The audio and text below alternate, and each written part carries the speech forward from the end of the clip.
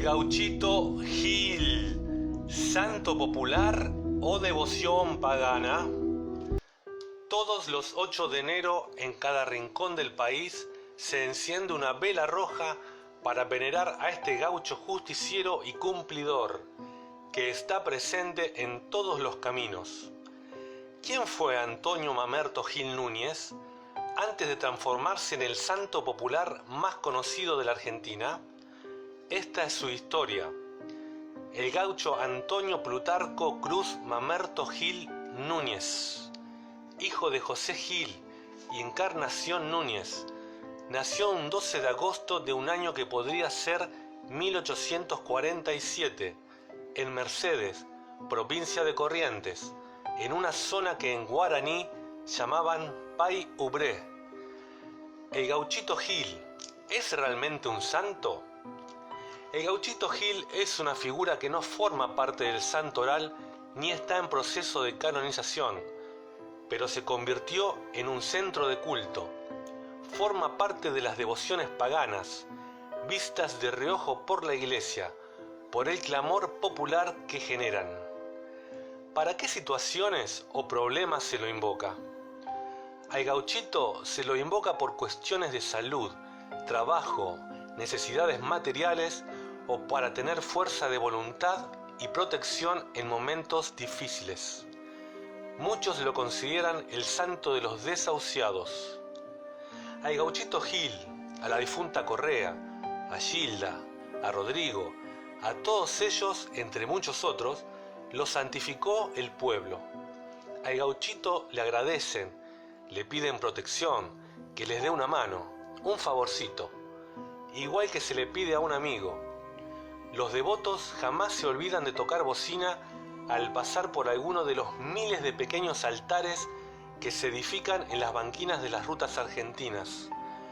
Muchos se detienen y bajan, le prenden una vela, le acercan unos cigarros.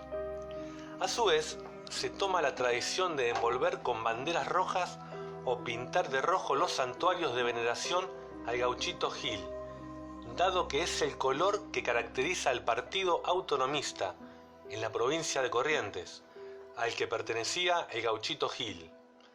Se dice que amaba los bailes y las fiestas, en especial la de San Baltasar, el santo Cambá, que era devoto de San la Muerte, que tenía un excelente manejo del facón y que su mirada hipnótica era temible para los enemigos y fulminante para las mujeres.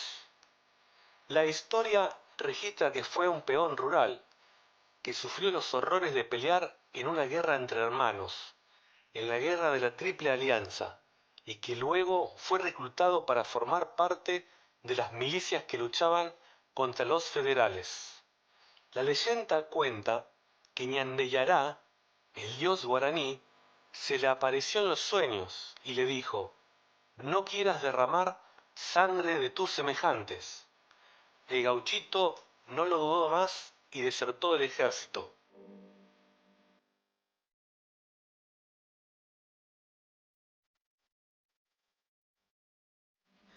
Tres relatos diferentes y no tanto para una misma devoción.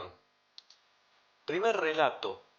Se habla de una affaire que tuvo Gil Núñez con una viuda en su pueblo, lo que desató la ira de los hermanos de la mujer y de un policía de la zona, que tenía algún tipo de relación con ella, por lo que tuvo que escapar del lugar.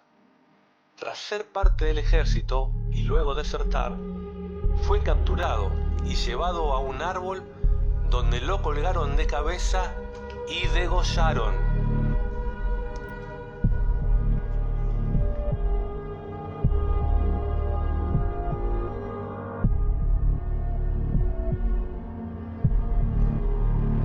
Segundo relato.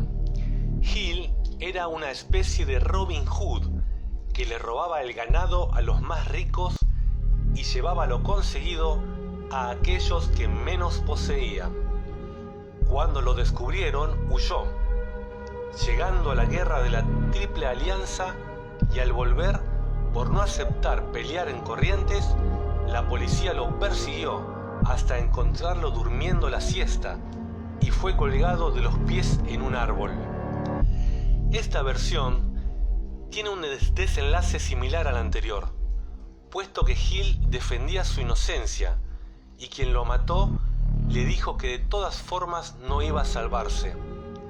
Así, el gaucho le dijo lo mismo que al otro policía, que llegó a su hogar de Mercedes y encontró a su hijo enfermo. Comenzó a rezar y al curarse el chico volvió a pedirle perdón a Gil, que ya estaba muerto. El último relato es un poco menos popular y dice que Gil encabezaba un grupo de matones que saqueaban y asesinaban a los liberales que se les cruzaban en el camino. Fue así que un grupo de militantes del Partido Liberal lo capturó, lo colgó de un árbol y lo decapitó. Sus dos amigos fueron abatidos al instante de ser descubiertos, pero el gauchito Gil no lo entraron las balas. Ninguno de los presentes, soldados de origen humilde, conocedores y respetuosos de las andanzas del gauchito, se animó a ejecutarlo. Finalmente, el coronel Velázquez, contra su voluntad y siguiendo órdenes de su superior, lo degolló. Dicen que su sangre cayó como una catarata que la tierra se bebió de un sorbo. En ese mismo instante nació el mito y su asesino se convirtió en su primer devoto. Con la sangre de un inocente se curará a otro inocente, le dijo el gaucho a su homicida antes de ser decapitado. El coronel, luego de entregar a las autoridades la cabeza de Antonio Gil, se fue a su casa y al llegar encontró moribundo a su hijo. En la desesperación, recordó las palabras del gaucho y cabalgó a toda velocidad hasta la zona donde habían enterrado el cuerpo y puesto una cruz de Ñandubay. Juntó los restos de la tierra, todavía húmeda por la sangre, juntó a su hijo con ella y ocurrió el milagro. Según dicen, al policía que debía asesinar el correntino mamerto Antonio Gil Núñez, acusado de desertar de las fuerzas de seguridad de fines del siglo XIX, le costó mucho trabajo hacerlo, porque estaba protegido por San la Muerte. Tenía una imagen suya metida en el cuerpo. Dicen quienes hacen promesas a uno u otro santo pagano.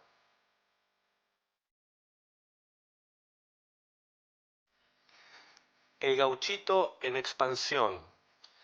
En los últimos 30 años, la devoción al gauchito Gil se expandió a borbotones y se convirtió en el santo pagano más querido de la Argentina. Su figura fue ampliamente extendida por toda la Argentina, en gran parte por la difusión que han hecho los camioneros que les fueron haciendo altares por las rutas argentinas. En su memoria, se suelen erigir numerosas ermitas paganas, sin autorización de la iglesia, sobre todo en lugares en los que ha fallecido alguien.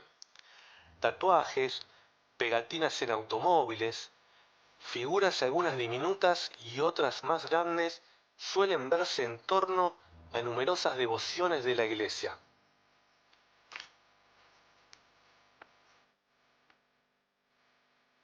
¿Por qué la gente cree en el gauchito Gil?